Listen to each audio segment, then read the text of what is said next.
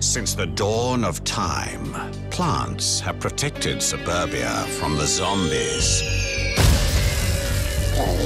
But now the world has changed.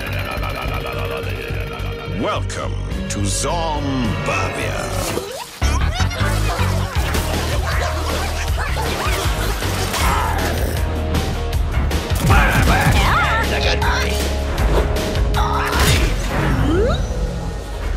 Yes, we're at the Xbox showcase here at E3, and we've just been privy to play Garden Warfare 2, Plant vs. Zombies, Garden Warfare 2, and it's a game that I've been looking forward to a lot. It was announced yesterday, so well, tell us about what kind of idea did you go into the development of the sequel here? So when we made the first Garden Warfare for Plants vs. Zombies, we really took Plants vs. Zombies as a universe and as a character set, and did something new with it.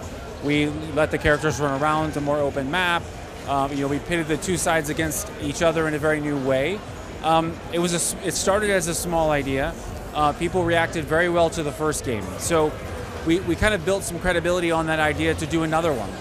So as we go into the second one, we really listen to the fans. What is it they want? Which is why we're showing our co-op version with the zombies this time on the defense. In the first game, you had the co-op with the plants, and you were able to plant plants in pots to help you. In this one, the zombies are on the defense, so we've not only created Zomboss turrets to help you on the defense, we've also created characters on the plant side. So, zombies have the basic zombies as sort of the fodder enemy. So as you saw in the demo, we've created the weeds. So the plants now have their fodder enemies. So really taking that story and turning it on the other side has allowed us to expand the universe, build out each side in a different way, and so it will allow you to play the opposite. Now the zombies are on defense, we're giving you the same modes where the plants can be on defense, but we're adding a lot more to the second game. One thing that I noticed, like right off the bat, with you're showing off one sort of boss type here for the plants, yep. The Torchwood, and we got like a Mega Wave or Giga Wave is what it's called now. And what I noticed was that there were two sunflowers healing him at the same time, which is kind of like, that just freaked me out a little bit. Like just thinking about that, like a boss could get, two sunflowers healing them. Yeah. That's harsh. Well, I think one of the things we really try to do with our AI is make it very smart. Not in a way that's necessarily going to beat you all the time, but in a way that's the way that character would think. So if you're playing the sunflower, you're going to want to run and heal your hero. So as you play the AI, you're really going to see the personality of both plants and zombies. One of the things we're introducing in this game is the ability to play every game mode by yourself against AI. So as we explore that, we want to make them feel like the characters. So the sunflowers want to help, the pea shooters want to get in and take you down. So the plants now have just as much AI as the zombies do, and it is interesting to watch how they react to you play the game. We got to talk about the new characters because they're full of character, and that's one of the things that I love most about the original was just the different character classes and the uniqueness of them, and just the sort of what that brought to the experience. Can you tell us a little bit about the new characters that you reveal? Yeah, absolutely. After the first game, in that first game, we did try to make the characters as kind of big as possible with the different abilities. In this game, we're doing even more of that. I've kind of challenged the team for the action figure test. Boil it down to something so awesome that you want to sit it on your desk and just look at it. So we've got the imp and his Z-mech, so you can play as the little imp, and you can actually call in a giant mech. So you can play two styles. You play very fast with the imp. He doesn't have much armor, but he's got a lot of speed. When you call in your mech, he's slow, but he has a ton of armor. So we have one character with two very different play styles. Our second character is Super Brains. He's actually a zombie superhero. So he's a melee class, but he has a fist laser. He has a super ultra ball almost that he can throw from his hands of energy. So we took this character that is funny as a zombie but powerful as a superhero. It was very, very fun to play. And then we have Captain Deadbeard, who is our zombie sniper, who's also a pirate. He has his legend. He's been adrift for hundreds of years and washes up on shore and joins the battle. But he has a two-phase weapon. So you have a sniper weapon that extends, and if someone gets in close, it kind of folds down and is a short-range weapon. So one of the things we really want to do with this game is it's fun, it's character based, but if you are a shooter player or a strategy player, the game will rise to meet you. If you really want to play strategy, you can. If you just want to see the characters and have fun with them, you can do that as well. So characters are such a huge part of who we are at Plants vs. Zombies. So we're introducing those 3 new zombie classes. We're also introducing 3 plant classes we're not talking about too much. But one of the things we're doing is every new character we bring in on the zombie side, we want to make sure they have a bit of a nemesis on the plant side. So it's something we're going really big with in Garden Warfare 2. So we're pretty excited about that. So of course you're bringing out this sort of the graveyard ops for this one. But would you say that sort of it's more of a balanced take on zombies and plants as opposed to the first one, which perhaps put plants first, or is it zombies first now? Well, the narrative that we're going with in this game is Zomboss has momentarily won. He happened to capture Suburbia. Now, knowing Zomboss, he's going to mess it up at some point. But for now, when you enter Garden Warfare 2, it's Zomburbia. He's kind of converted it to his style. He loves the color purple. There's all these things you notice that's different. So it seems a little bit zombie-centric, but you're correct. As you get into it, there's still always that balance. The plants are on the attack in the new game modes. It always balances out. The plants are pretty smart. They figure things out. Zomboss will always mess up in some way or the other. So we are doing a lot of cool things with the zombies. You can play as the zombies in defense, but our game is all about balance. There's 2 sides. They're always going at each other. Fairly well balanced.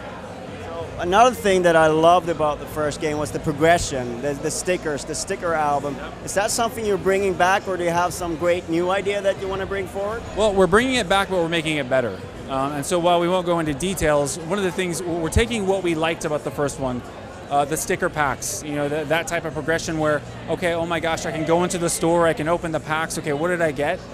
We love that. The fans really responded well to that. There were a couple things we felt we could make better. Not to take anything away from the first game, but one of the things we wanted to do was make sure you had more opportunities to progress. So we're really paying attention to that as we build out this game. Our goal with Garden Warfare 2 is to take what we learned, put that into a bowl, kind of mix it up and make it even better. So if you liked progression in the first one, I think you're going to love it in the second one, because we want to make it where no matter what character you play, if you have one favorite, you can still progress well in the game. So I think that's one of the things we really want to pay attention to and let you play whatever characters you like. That's a cool idea. Another area, and you've already said this, free content updates, such a great part of the first game. Came out a little bit perhaps lacking in modes and characters, but at the end of the day, it was like a really much bigger experience than what it was day one. Right. How do you sort of look upon that sort of live service? Yeah, I mean, one of the things, the first game, we started with a small idea, a small team. So the game we delivered, we're very proud of, but we weren't able to kind of build it out to the full capacity we wanted. So we felt very convicted. We're going to keep delivering content on this game for free to the players. One of the things that did for us was it kept our audience together. Everyone had the same content, everybody was playing the same maps, and that was fantastic. And people are still playing the game every day. So as we get into the second one, it's a huge thing for us. We're going to deliver a bigger game, but we still want to keep the audience together, and it was such a cool experience. Everyone got the same updates, everyone had the same content. So it really gives us the opportunity to keep our players together, and that keeps them happy, that keeps them playing, and it makes, that's one of the things we go for. We measure our game on smiles per minute. It's a shooter you can play even if you're losing and smile, switch out to a new character and try again. Part of that is keeping that audience together. So we felt it was very important, and we come from a place where we want to build games that are fun, and we want to make sure we deliver the content that we want to deliver. So that kind of led to how we handled the first game. We have every intention of handling the second game the exact same way. It's cool, because I also thought you were sort of keeping up with challenges and sort of doing those kind of things to sort of keep the community going. Yep. Is the plan to up that as well for the sequel? Really the goal across Garden Warfare 2 is to take what we did in the first game and do it a little better in the sequel. So our community has been so fantastic, and they talk to us on a daily basis. We talk back. We take all the notes for our community challenge. We try to keep engaged in that. Everything from free content to how we talk to the community is part of how we built the game. We don't want to abandon that in any way. So we started out as a small idea that we really wanted to make.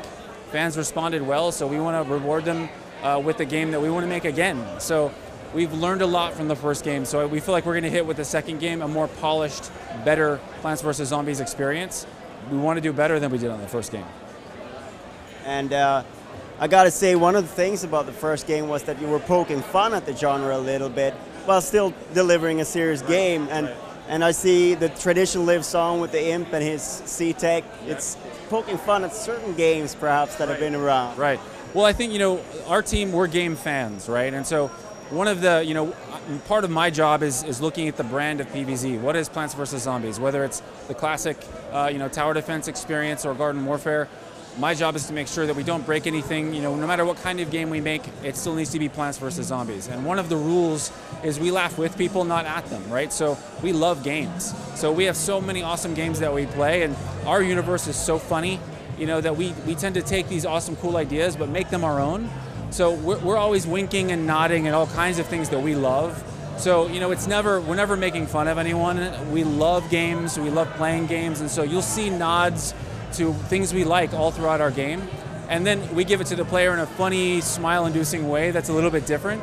So there's a lot of things like that just because we're fans of playing games in general. So you'll see that throughout the game. I'm looking forward to playing more.